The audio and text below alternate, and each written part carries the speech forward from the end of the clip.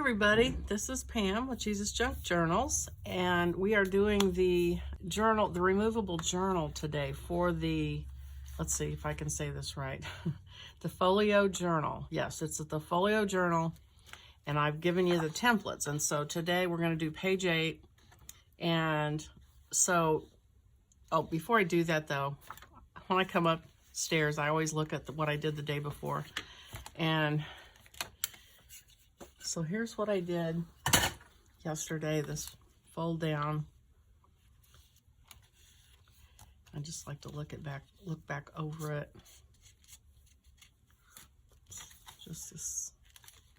Just to see what I did. And then here's the one for this one. Yeah, it looks like it needs a little bit of ink on the edges. See, this is what happens, but so anyway, pretty happy with it though, I have to say, so far. So we're gonna do the removable journal, and it's gonna tie in here at the spine, and I'll show you the one from this one I made. Here it is. And so it's removable. You can untie it, or you can actually just slip it out if you want to take it out and use it. And on this one, I made a label that said my notes. And so you're going to have to find the papers for inside, whatever you want them to be. And I put in, oh, I don't know, how many did I do? Because they're double. So this one has 1, 2, I put a coffee filter in there, 3, 4, 5, 6, 7, 8 pages, 8 double pages. But you can make it bigger. I mean, this is the spine, so that's the thing, is you couldn't make it super thick. So this is just a small removable journal, you know, so 8 to 10 pages, I'd say. So pick some paper out that you like, and then you got to think about the cover. I think I'm going to do at least one of them. I'm going to do cloth. So I'm going to go look for that. So I'm looking kind of, again, one of these looks feminine, one looks masculine. So I'm going to look for something that coordinates with both of these and cut this out, and then I will be back. Well, I think I found what I'm going to use. I am going to use this fabric that my sister sent me, and super cute. It's like a collage of old, like, fashion ads, and so that will be the cover. And then the spine, I'm going to make this pink polka dot.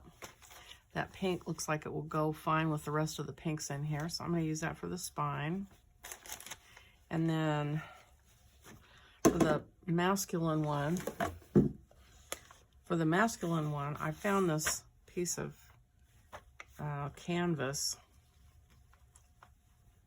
It's, you know, just a real rough textured fabric, and it's got all these travel stickers printed on it. And then I'm going to use this flannel, I think, for the spine. So those are for the outside of the journal. And then for the inside, I found just a bunch of scraps I'm going to assemble. And, you know, I subscribe to the Stampington magazines, and inside the Stampington magazines, like the journaling, art journaling, and the other ones, they give you paper. And so I'm going to use, I think, some of those. This is one that's really pretty. I thought it would go in the masculine one perfectly. And so, yeah, so they'll have this, but they can journal on the inside on that. So that's my thought. And then I have some paper where I took lace, laid it on it, and sprayed it with coffee. And so they're plain on one side. So I've got those. I've got some brown paper. Here's some where I tea-dyed through some stencils. And a friend of mine did some lettering for me of my name, and I thought I might use some of those. And then I just have, like, here's a recipe for creme brulee. kind of random, and I guess a meal plan that I thought I was going to do. I always think I'm going to do this stuff, and then I don't do it. But anyway, in my imaginary world, like Thursday we were going to have quiche, and then Saturday we're going to have spaghetti squash. Oh, this must have been a diet I thought I was going to do, which is funny because right above it is creme brulee. Okay, anyway, enough of that. So here's some more lined paper that I sprayed with coffee through a stencil. So I'm going to put, and I thought I'd put a blueprint one in there too, in the masculine one, because they can write on the other side of that. So I think I'm going to give the masculine one away to my friend who gave me all these great materials. He gave me the blueprints and a bunch of these other things, and so I'm gonna finish this up and give it to him, and hopefully he'll like it, because he was cleaning some things out and he gave away things that he'd kept for years and years, and so this way he'll have a little remembrance of the pieces a little bit anyway. So anyway, that's my plan. Here's another piece of that Stampington paper that they give you. So I'm going to gather those, fold them up, and then I will come back and stitch them up, just in case you all haven't ever stitched. If there's any new people out there that haven't stitched a signature, we'll do that together. Okay, so I'm ready to cut fabric out, and I've been thinking about it. What I'm going to do, since it's fabric, is I'm going to make a double layer of fabric, and I'm going to put some cotton batting in between just to give it a heft. And if you've seen me do journals before on my covers, I do this a lot. I use this. It's quilting. It's batting for a baby quilt. I got it on Amazon. This is actually a new piece, and it's cotton. It's a little bit thicker than felt. You could use felt too, a couple of layers of felt or one layer of felt, and that would give it that heft I'm looking for. So I'm going to put a piece of that in the middle of it. And then the other thing I wanted to tell you was, bring these back over here. So this is your journal cover, and we're going to cut it out, fold it in half. And so here's your constraint. So this is going to fit in here and tie in eventually. So you want to make sure that wherever your eyes are on here, your grommets that you put in, that this fits in there. It should. There's plenty of room. Even if you went down a little bit, it should still fit. But that's why we're limiting the journal to this particular size, so it fits in between those grommets and ties in. This is the spine. Let's see. So I guess I could just go ahead and I think that I am going to tear this cotton all the way around. I think I'm just going to tear.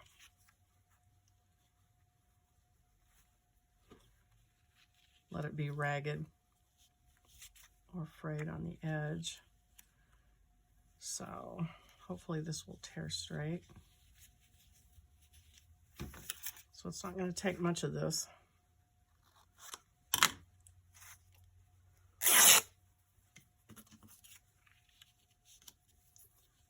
Just about that much right there. Okay. Almost exactly.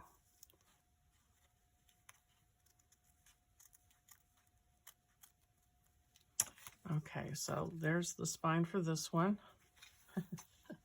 Hopefully that little piece of fabric won't get lost in the shuffle. And then I'm going to look at this and see what's going to show.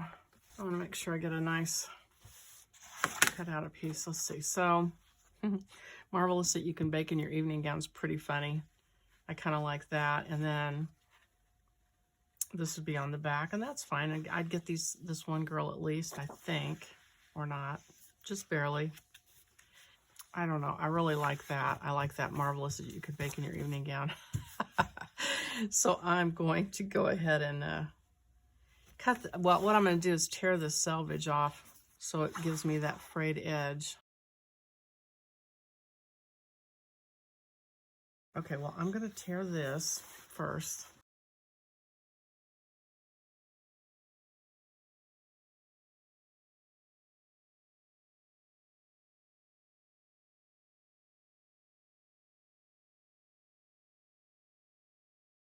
And then it will have the pink. Kind of cute, huh? And then I need a piece for the inside. Let's see, what do we have? Let me see the other end of this. Oh, there's the gown again. So it repeats over here. Well, you know what? I think I will just use the piece right next to it, because that way I know it'll be completely different. So I am gonna use this as my guide now and tear another strip.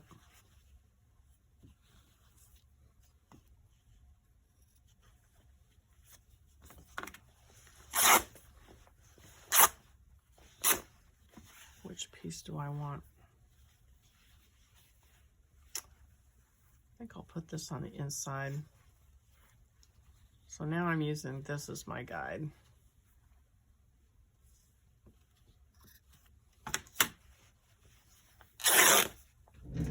I'm going to cut a piece of this baby quilt. Here's the one the other one I showed you is brand new, and I don't want to cut it yet. I've still got the scrap to use up, so I'm going to use my pattern here. See how that, yeah, that will be perfect because it's a little bit smaller all the way around. So that's what I want, I think. So let me see best way to.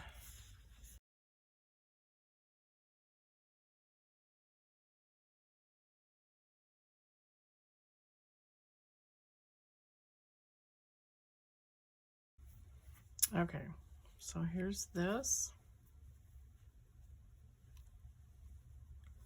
And this. Now I'm going to take mine over to the sewing machine and sew it. And just kind of go around the edges with it.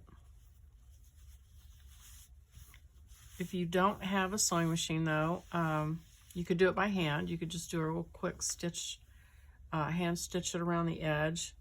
Use some Fabri-Tac maybe to hold it in place. And get the same result. So I'm going to go over and stitch around this, and then let's see, how am I going to put this on? I think I need to then put this on. Actually, no, I'm not going to do that. I'm going to put it on this cover piece first. So I'm going to fold this in half as most accurately as I can, and fold that in half so I can sort of have it be even.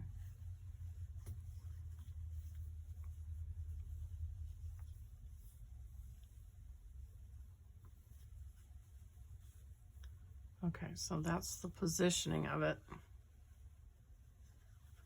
So I'm going to open it back up and pin it.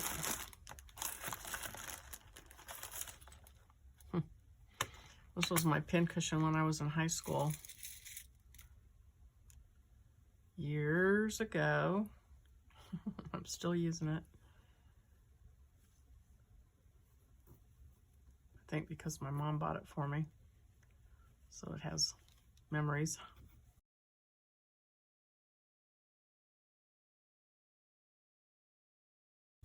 Okay, so that's pinned there. So I'm going to go, I think run a stitch around this to hold that on, and then I will put this together like this and then stitch around that, and then I will come back and go on to the next thing. Okay, I am back, and I went ahead and did the other one too. So here they are, and so now I need my papers. So I'm going to use my tear ruler, which gives me an irregular edge, and I'm going to tear up my papers and put probably like 8 or 9 pages in each one. And I already showed you which one I was thinking about. So I'm just going to go ahead and tear these up. I'm not a pro at this yet. I still kind of am clunky with using the irregular tear, but it looks cool. So I'm going to do it as best I can.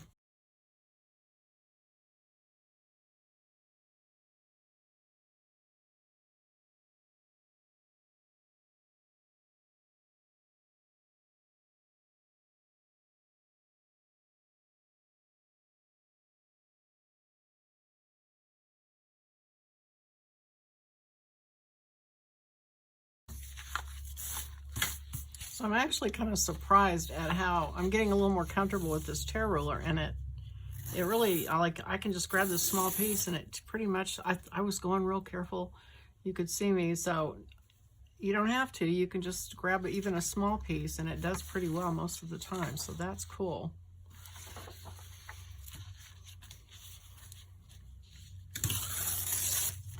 And then I can use the strips for my scrap pile. Let's see, I'm trying to guesstimate the sizes approximately. Okay, I ended up with 10 sheets for my feminine one. So I folded them in half. I'm going to kind of shift some of them down a little bit. Take my cover. Let's see. Wrap that around. Looks like it's going to fit. Okay, so there's my journal. And so now all I have to do is bind it. So I'm going to put a clip on this one and get my papers together for the masculine. I got a whole pile of paper here to add to my scraps. Okay, so I've got the pages torn for the masculine and put those in and clip those. So now I'm ready to bind those. So before I do that though, I've got this pile of scraps, and I'm going to put them in one of my plastic buckets here.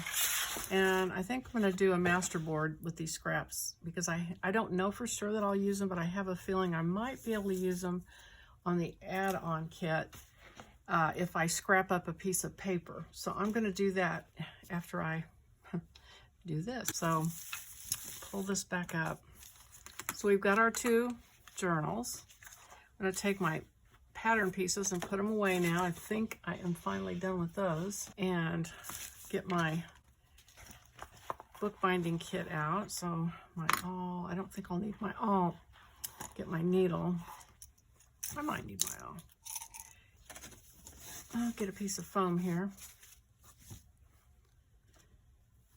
And, oh, I don't know if you noticed, but I swapped out the fabric on this one. I was going to use this flannel, and I just decided that I like this better with the green and kind of blue dots that went with the colors on here. So that's different than what I said I was going to do.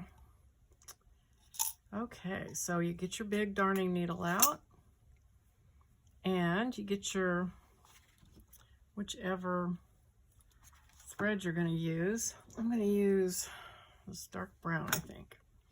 So you want to pull 2.5 times the height of your journal, 2.5, and thread your darning needle.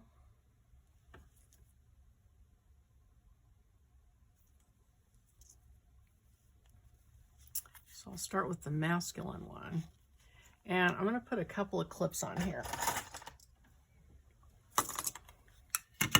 So we're going to find the center, and we don't want to open it flat ever, because it doesn't lay right when you do that. So I am going to set it down and pull this up where I want it as best I can.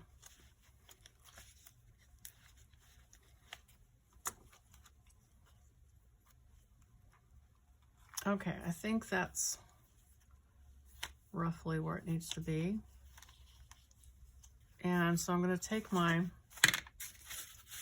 foam and actually just use my needle. I don't think I need the awl. And I'm just going to stick it right in. Let's see, now I want it to tie. Oh, I want the ties to be inside. So I'm going to poke it in. Well, maybe I do want my awl. I'll poke a hole in with my awl. Poke my needle in.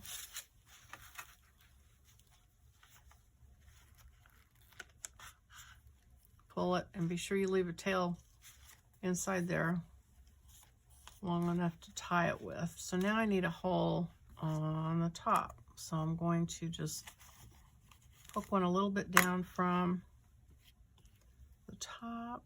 See if I can find that.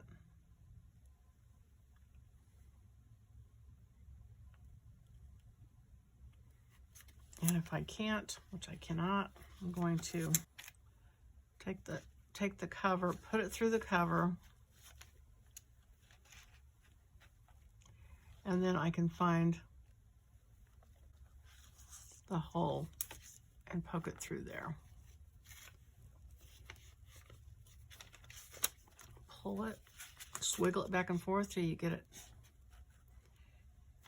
there. Now, this is the only tricky part. You want to hold this one down. Don't snag it with this, whatever you do, because that will cause a mess. Put the needle back in the same place and pull it out.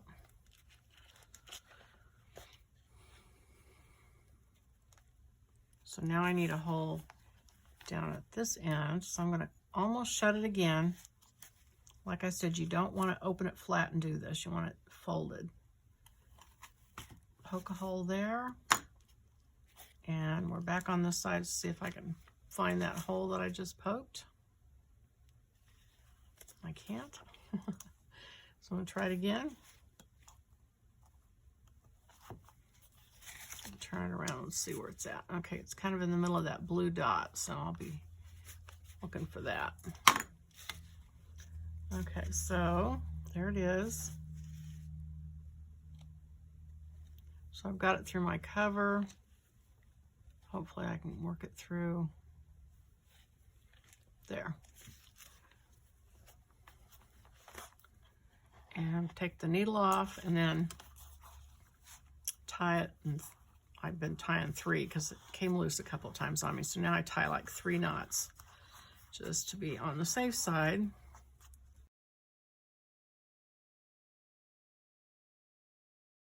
And cut it off. Unclip it. And there is your bound journal.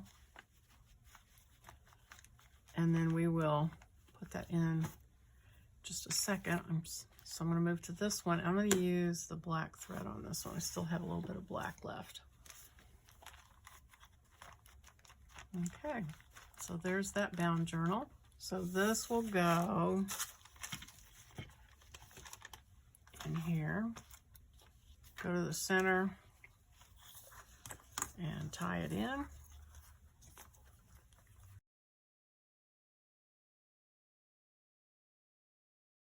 And so it fits in there like that. It'll take a while to train it to make it lay right, but that is where it belongs. And then on the other one, got this ribbon and the center of it.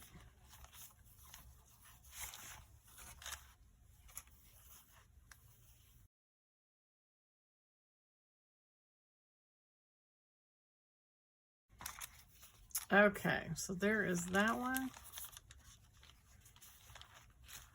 And that fits in there like that.